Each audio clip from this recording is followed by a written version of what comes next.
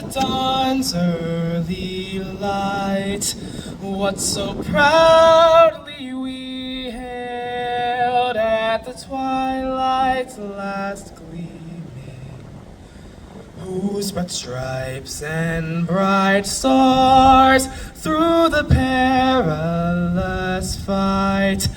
O'er the ramparts we watched were so gallantly streaming, and the rocket's red glare, the bombs bursting in air, gave proof through the night that our flag was still there. Oh, say does that star-spangled banner yet wave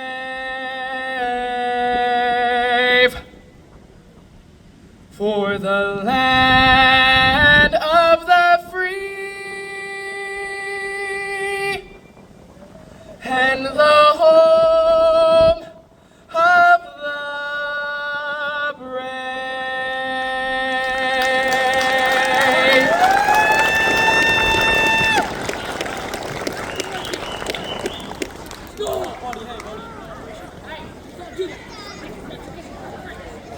Good evening, ladies and gentlemen. Thank you for coming out this evening. Another round for the some of the most impressive kids in Mascoutah. How is that? They are sharp. Anybody has any doubts about the direction of our youth, and I know they kind of get a bad rap, all you got to do is see young kids like that being able to perform and show respect. And our national anthem singer was Felix Santana, so that was very, very nice. Felix, great job. Great job, Felix. That was the ROTC from Mascoutah High School. Tonight they're commanded by Chief Brian Shipman. Where's the chief at? He's around somewhere.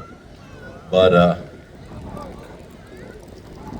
anyway, the commander is Colonel David Berth. He couldn't be here tonight, but he sent Chief Shipman and brought the guys out. We have them out here every year, so that was fantastic.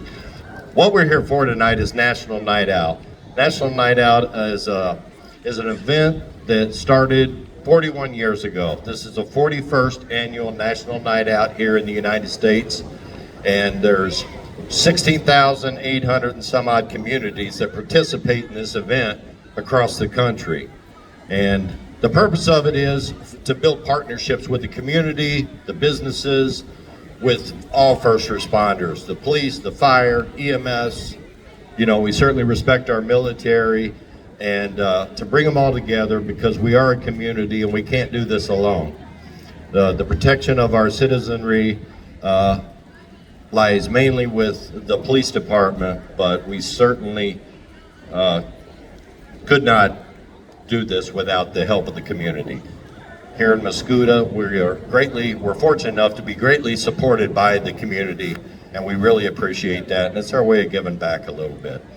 Tonight, just so you know, we have probably 5:30, 5:45 sometimes, over by the ball field over there, we have a canine demonstration. I think we have 3, maybe 4 dogs, including ours. Axel is our canine from the Metro East, the East-West canine group.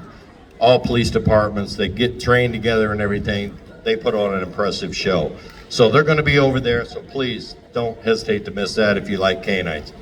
Speaking of canines and just law enforcement in general, I'm not gonna bore you with a bunch of things, but something we do need to be aware of is the respect for our brothers and sisters who have put themselves in harm's way and gave the ultimate sacrifice. Last year, there was 141 police officers across the country who were killed in the line of duty. This year, we are at 106. So that's down 4%. But one staggering statistic is that the death of law enforcement officers by gunfire is up 28% so far, and we haven't reached some very critical months. Believe it or not, December is a horrible month for law enforcement officers paying that ultimate price. So just keep that in mind, and we certainly respect our brothers and sisters who sacrifice themselves for others. Having said that, with the K-9 demonstration, we have, I know we have an Alton officer over there, I believe, and to bring this back to home just a little bit, recently, an Alton police officer and his K-9 was killed in the line of duty just within the last couple of months. There was an incident where there was a suspect who had fired some shots at different people in the community. The officers responded, approached the guy, and they had tracked him to an area using their K-9 Odin, 7 months on the job. The suspect pulled his gun and he killed the K-9 Odin, and he shot the officer in the chest.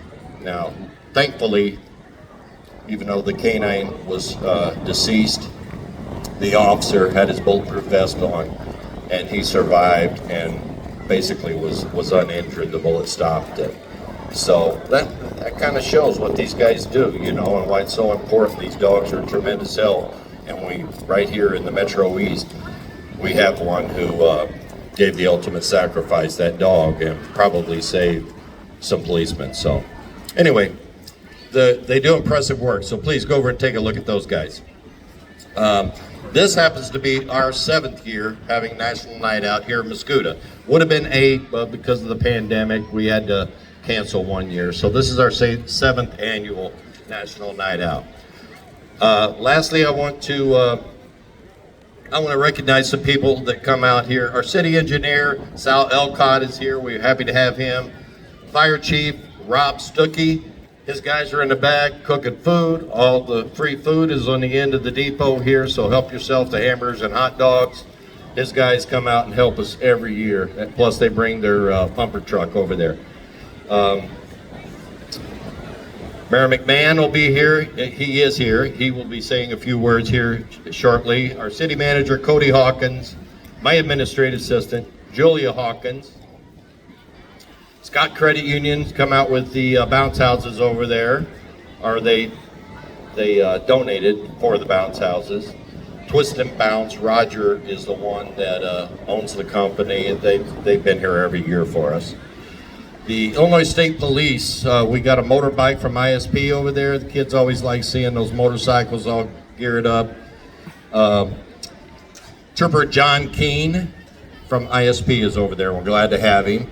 Also out here next to the fire trucks is ISP, their pedal cars, and they got Fatal Vision glasses. So the kids can ride around on these little pedal cars, and they put these glasses on, which simulates drunk driving type deals and shows them the effects of alcohol and or drugs. So it's kind of an educational thing. That is being run by ISP Trooper Schaefer McCune.